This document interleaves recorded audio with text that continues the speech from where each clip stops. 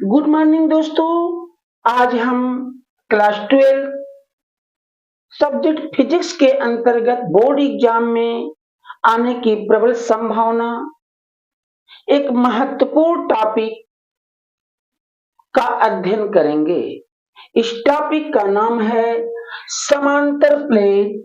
संधारित्र के प्लेटों के मध्य आंशिक रूप से उपस्थित परावैद्युत के कारण संधारित्र की धारिता के सूत्र C = ε0A/d-t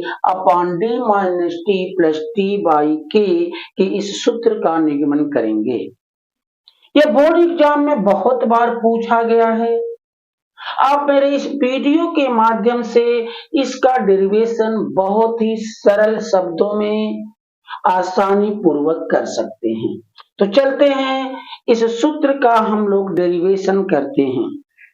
इस सूत्र C = ε0A/d-t के इस सूत्र का निगमन करने के लिए सबसे पहले हम लोग एक समांतर प्लेट संधारित्र लेते हैं। माना P1 व P2 प्लेटों से मिलकर बना एक समांतर प्लेट संधारित्र है, जिसके प्रत्येक प्लेट पर परिमाण में समान परंतु विपरीत आवेश अर्थात एक प्लेट पर जितना +q आवेश व दूसरे प्लेट पर उतना ही -q आवेश उपस्थित है।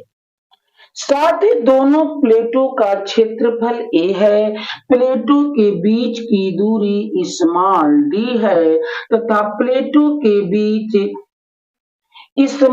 t मोटाई का एक परावैद्युत पदार्थ जिसका परावैद्युतांक k है उपस्थित है।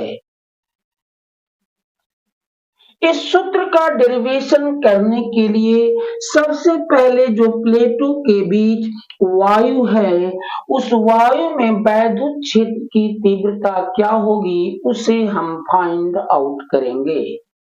तो हम लिख सकते हैं चित्रानुसार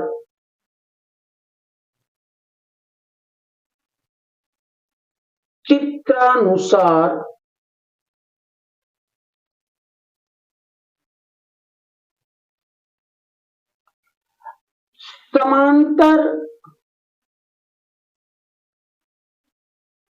प्लेट संधारित्र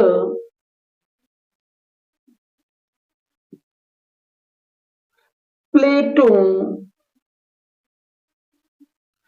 के मध्य वायु में वैद्युत क्षेत्र की तीव्रता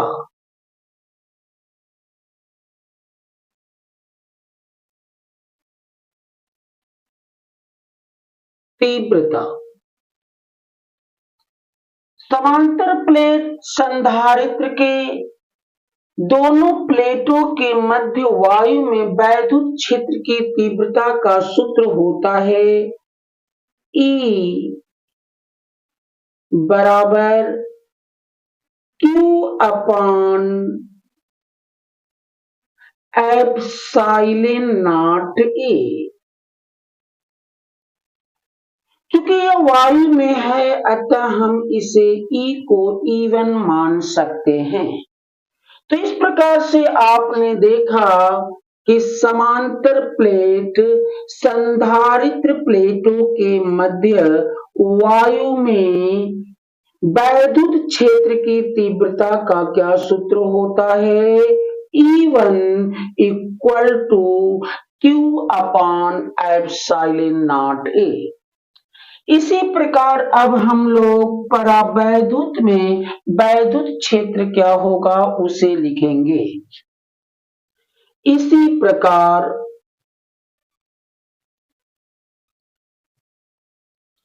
परावैद्युत में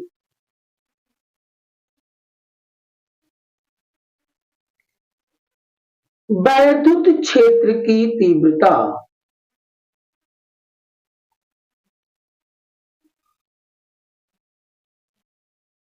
तो परावैद्युत में वैद्युत क्षेत्र की तीव्रता को आप E2 मान सकते हैं। E2 इक्वल टू Q अपान क्या होगा, K एप्सिलॉन नॉट A।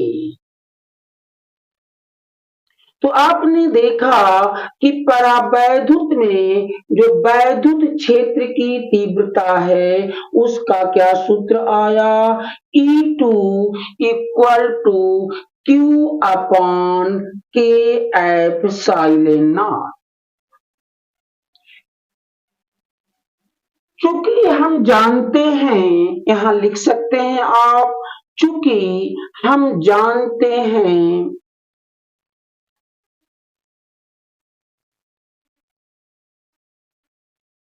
कि E बराबर होता है V अपॉन डी, इसलिए प्लेटों के मध्य विभवांतर भी बराबर होगा, क्रॉस मल्टीप्लाई करेंगे E इंटू डी।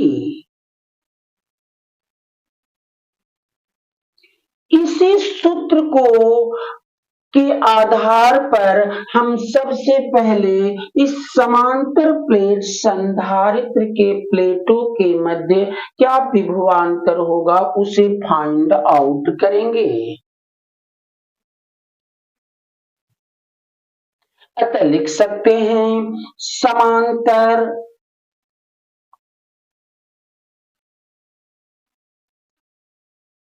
प्लेट संधारित्र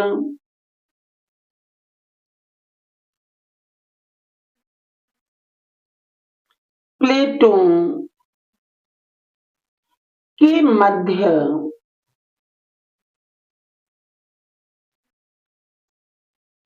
विभवांतर क्या निकालेंगे, विभवांतर क्या होगा, देखिए आप लोग, V इक्वल टू विभवांतर अदिश राशि है, अतः समांतर प्लेट संधारित्र जिसके मध्य आंशिक रूप से जब परावैद्युतांक भरा है तो इस प्लेटों के मध्य विभवांतर निकालने के लिए वायु में जो विभवांतर आएगा और जो परावैद्युत में विभवांतर होगा उसे जोड़ देंगे। तो V बराबर E इंटू डी को एक बार वायु के रूप में रखेंगे और प्लस करके इस E इंटू डी को एक बार परावैद्युत के लिए लेकर जाएंगे। तो V बराबर वायु के लिए E की वैल्यू है E1 इंटू जो D है वायु में D की वैल्यू क्या हो जाएगा, कितनी दूरी में वायु बचेगी, D minus T, and plus परावैद्युत में E की वैल्यू है E2 एंड D की वैल्यू है परावैद्युत की मोटाई क्या जी, T। यहाँ हम लोग E1 और E2 के वैल्यू को पुट अप कर देंगे, तो E1 की वैल्यू क्या है, Q upon epsilon naught A आगे into D minus T, plus E2 की वैल्यू क्या है, Q upon K epsilon naught A into T. क्योंकि यहाँ दोनों में Q upon epsilon naught A दोनों में है, हम इसे क्या कर सकते हैं, कॉमन कर सकते हैं, तो क्या आपको मिलेगा, Q upon epsilon naught A कोष्टक में क्या मिल जाएगा, D minus T and plus यहां से T अपॉन क्या जी, K।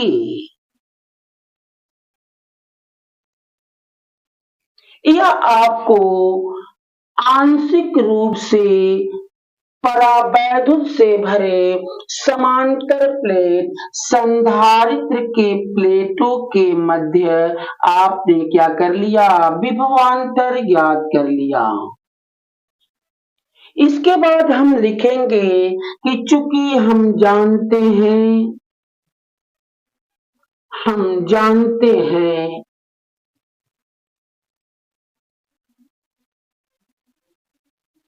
कि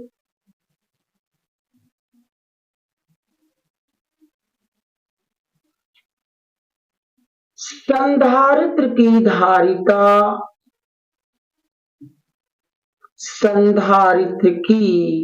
धारिता C बराबर होता है Q अपान V। इसे समीकरण नंबर हम क्या मान लेंगे? 1। इस समीकरण 1 में यहां से V की वैल्यू को पुटअप कर देंगे। समीकरण 1 में V का मान रखने पर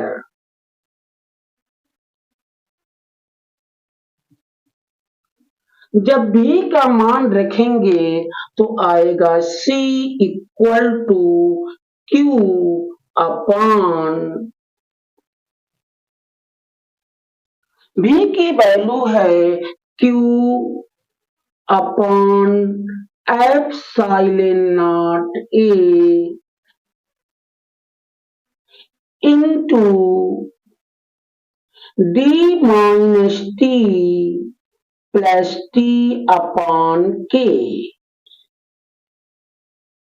Q से Q कैंसिल हो जाएगा, पहला पद दूसरा पद ये तीसरा पद आपका पहले पद में गुणा हो जाएगा और आपको प्राप्त हो जाएगा समांतर प्लेट संधारित्र की धारिता जब उसके प्लेटों के मध्य आंशिक रूप से परावैद्युत उपस्थित हो तो सूत्र क्या बन जाएगा? Epsilon naught A upon D minus क्या जी T प्लस T अपान क्या K। इस तरह से आप लोग आंशिक रूप से परावैद्युत युक्त समांतर प्लेट संधारित्र की धारिता के सूत्र का डेरिवेशन बहुत ही इजी लैंग्वेज में कर सकते हैं। मुझे पूर्ण विश्वास है कि यह वीडियो आपको पसंद आया होगा, समझ में आया होगा। अतः मेरे चैनल PDPC क्लासेस को अधिक से अधिक शेयर कीजिए, लोगों से सब्सक्राइब करवाइए, बेल आइकॉन को प्रेस कर ऑल पर क्लिक कीजिए ताकि आपको मेरी हर आने वाली नई वीडियो जो बोर्ड एग्जाम के लिए बनाई गई है वह आपको अवश्य प्राप्त हो सके। Thank you.